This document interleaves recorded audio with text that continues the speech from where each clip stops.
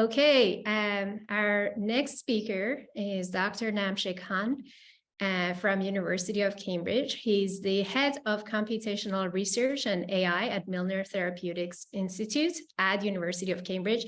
And he's an associate faculty at Cambridge Center for AI in Medicine, Department of Applied Mathematics and Theoretical Physics. He's also an affiliated principal investigator at Wellcome MRC Cambridge Stem Cell Institute, and and an adjunct professor at the Department of Biomedical Data Science and Systems Informatics at Yonsei University College of Medicine. So Namshik is actually a computational drug discovery scientist, and he specializes in machine learning, computational biology, and multi-omics. He uses cutting-edge artificial intelligence technologies to investigate multimodal biomedical data sets. And of course, that has led to uncovering novel disease pathways and mechanisms. And we are really happy that even though it's the Saturday evening and there's a time change, you have been here with us. Thank you so much, Namshik. Thanks so much. And I'm really very pleased to be here. And I'm very excited to share kind of what's going on at the moment in Cambridge in particular, in this domain. And also I would like to introduce kind of some updates. So thanks so much again. And I would like to start from a quick one. Of course, Nikesh also talked about it, but like AI is a big thing. And in particular, there are many different applications, but nowadays, I think this is really in our daily life. So it's not kind of Tesla or kind of big things, but actually ChatGPT and DALL-E is just around the corner, and everyone is actually using it and get some fun. So this is the thing actually that happening for last decades, like there are huge, and also actually it's a revolutionization of computational technology. However, I also wanted to remind you that there is another aspect that we have to think about, which is another revolution in sequencing technology, and also molecular or experimental kind of revolution. So as you know, kind of the cost per genome has gone down dramatically. And nowadays we actually have a lot of opportunity to have like a large quantity data. I mean, this is a big thing. So we must have kind of big data for AI and data science, but also we need a kind of high quality data set as well. So high quantity and also high quality is a big thing, as garbage in and garbage out, as everyone knows. So I think this is really important to have this momentum at the moment. And as today we are having this meeting because of the Cambridge Alumni Network helping this out. So I wanted to talk a little bit about Cambridge, of course. So because I mean, these two revolutions is actually have some kind of strong link to our university. In particular, in our 800 years of history, there are a lot of kind of remarkable scientists, of course, Isaac Newton and Charles Darwin, but also we have a very direct link to those two revolutions. One is Alan Turing, of course, he's the genius mathematician, and also he is the father of computing, and also he made the Turing test. So this is one remarkable scientist, but also in the other hand, in experimental side, Frederick Sanger is the father of sequencing, so he invented the Sanger sequencing, and also Watson and Crick we don't need the explanation. So actually we do have all other scientists who also actually contributed.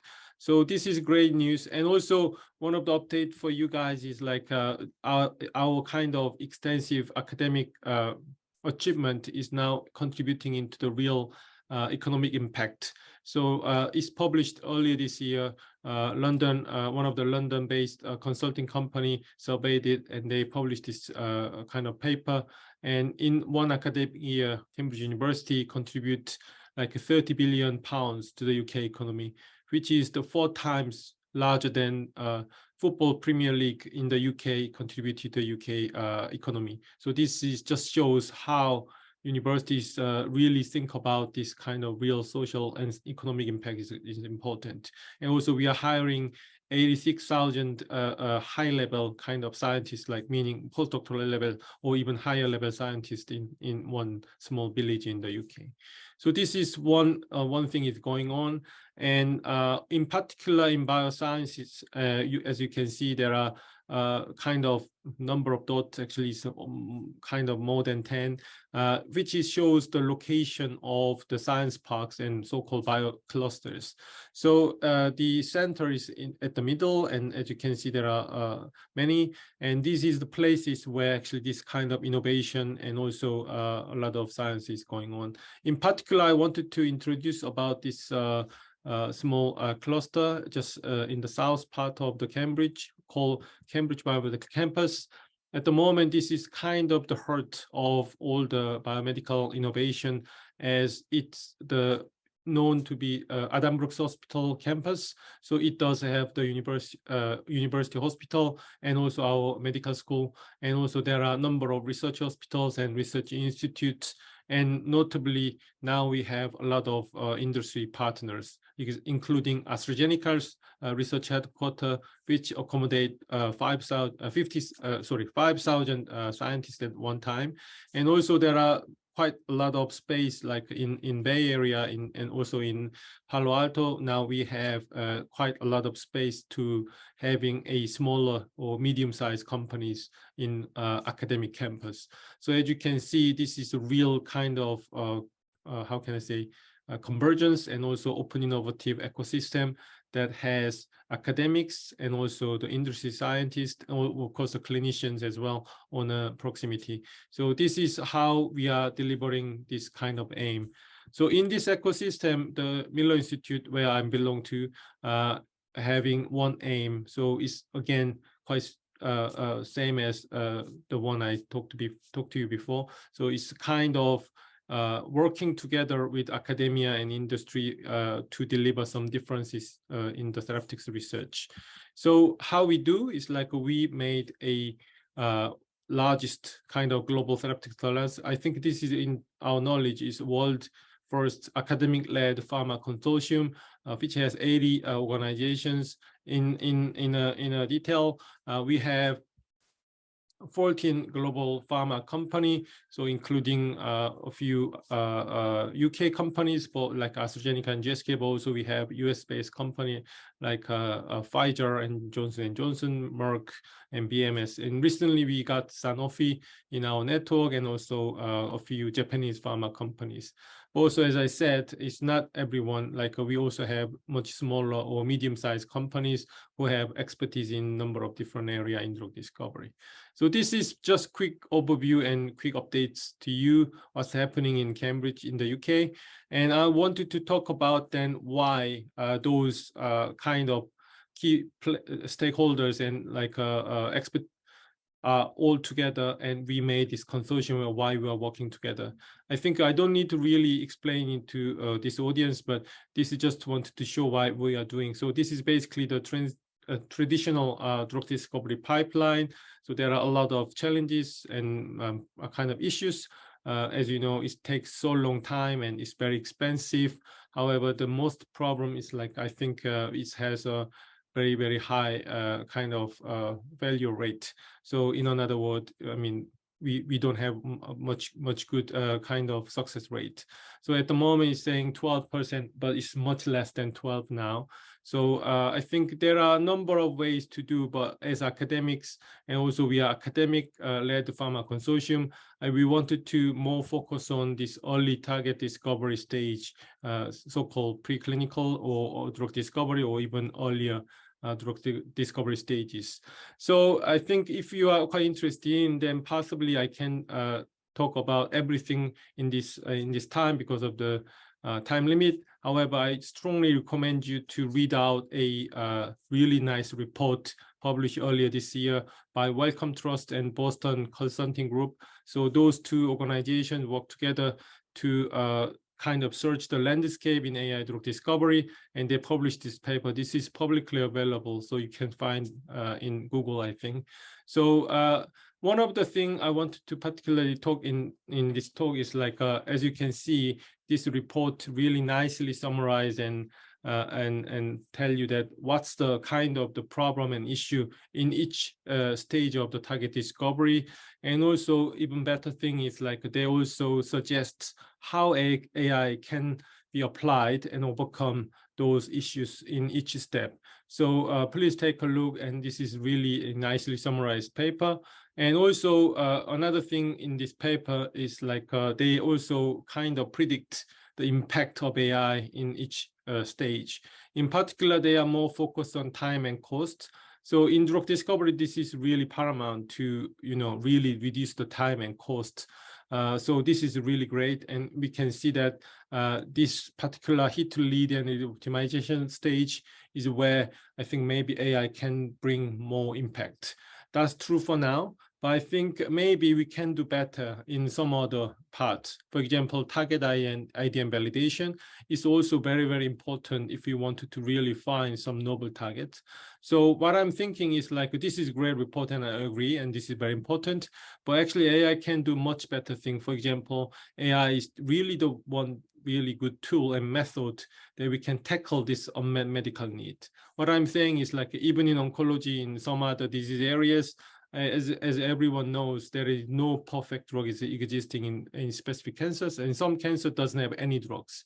So that means we really need to find some other way to find really innovative drug targets so that we can actually help the patient. So this is what I'm thinking, and this is why my lab is more focused on make some kind of and develop some kind of a bespoke AI platform and AI technologies to identify novel target, new drugs, but also we really focus on to make a better therapy. Means, I mean, even though there is an existing drug for a cancer type, but I mean, as you know, the responder group is very kind of little or small usually. So we wanted to improve this drug's efficacy so that maybe more patients could respond to this drug. So this is one thing we do. So drug discovery and also drug repositioning or repurposing, also identifying novel biomarkers are the key kind of aim in my group. So these are in the bottom, these are the areas of the disease. So cancer and CNS and metabolic disorders, respiratory infectious or inflammatory diseases are at the moment the key areas, and maybe it seems like too broad. That's actually right. But one of the beauty of AI is actually it's a cross-cutting technology. So we really wanted to apply our developed AI platform onto a number of other areas. But how we can do is like, of course, our lab members are working very hard. Also, we are closely working with our collaborator. It's because we need firstly the data from mostly patient-derived data sets. So most of the kind of collaborator belong to a university hospitals, so we can actually get their data set, but also we need the kind of expertise advice in each domain, each therapeutics domain. So this is really crucial. So we are always working with a clinician scientist or pharma companies, as you can see here. So this is how we work.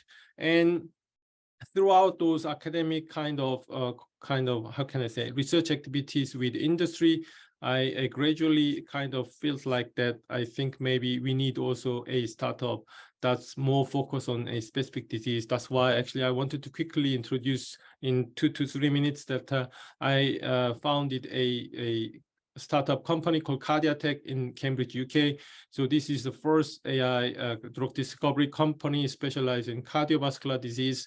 So as you know, cardiovascular is the world leading cause of death. So this is really kind of the area there is higher unmet needs than the oncology actually, but there is not much company. So the mission is simple. So we wanted to using AI to tackle this kind of disease. And this is spun out from University of Cambridge in 2 years ago. And we are now a team of 10. And also we have fantastic advisors like Chris and also Frank. We combined, like we have nearly 50 years of experience in big pharma and cardiovascular. So I think we made a good team. And our focus, I can't explain many things today, but we are AI multiomics company. So that means we are actually tackling not just genomics, but like transcriptomics and epigenomics and proteomics. And one of the things is also we are actually generate our own multiomics data sets. So we are collecting human heart from 65 different university hospitals across the US. And then we are actually generating our own high quality, high quantity data sets, and we are applying our own AI platform to identify novel target in cardiovascular. So this is the thing. So if you have any interest or questions, please contact the Cardiotech. Or if you are having any question or suggestion or comment on my academic field, or if you wanted to know more about detailed technology, which I couldn't explain today, I'm very happy to catch up with you. So thanks again for your time and listening to my talk. Thank you. Thank you so much, Namshik. That was excellent. And I know that you've been a founding member of multiple startups coming from Cambridge. I actually have a question, because I know that you're also a professor at Cambridge Stem Cell Institute. And as a stem cell biologist, I'm interested to know what is the scale of things that are happening related to stem cell based AI, like conjugation in disease modeling and drug discovery, especially. Yeah, definitely. I mean, this is a really interesting and important question. So if we wanted to hear more, then we are actually having half-day AI workshop specialized in stem cell research on 18th of March next year. So I guess this is gonna be also broadcasting. So Stem Cell Institute in Cambridge will host this event, and I'm organizing this. So I think you can hear better. But just to answer back to your question quickly, definitely, I mean, this is crucial, and I think many of my collaborators is sitting in Stem Cell Institute who are actually clinician scientists, so that they can get the patient samples and they actually make patient-derived organoids or tumoroids. And then actually we are doing some multi-omic sequencing from them. But one of the beauties also, we actually confirm or validate our computational prediction on their organoids. So this is perfect scenario, and some of our colleagues actually having a more ambitious project, like they wanted to make tons of organoids, and then maybe they can using these organoids instead of the human clinical trial one day. So I think this is a fast moving field and emerging field, and this is really exciting. That's great. I also have another question, that given the availability of data on a lot of genomics-based data sets and whole exome sequencing, etc., so we do not have protocols for differentiating every type of cell type from stem cells. And even if we do for many cell types, we're still suffering from not having functional assays showing that the cells that are derived from stem cells do not necessarily do the function that they're expected to do. In the dish, I was wondering if combination of the GWAS data sets could hint into, and if there's a link with developmental pathologies, could link into the importance of certain differentiation pathways that could help us like model the diseases, or even develop protocols for differentiating cell types. Yeah. I 100% agree. I mean, this is crucial, and definitely we need to combine and integrate those with others. So yeah, I agree with you. Yeah. Thank you. Thank you so much. Thank you again for coming to present on an evening. I appreciate it. My pleasure. Thank you.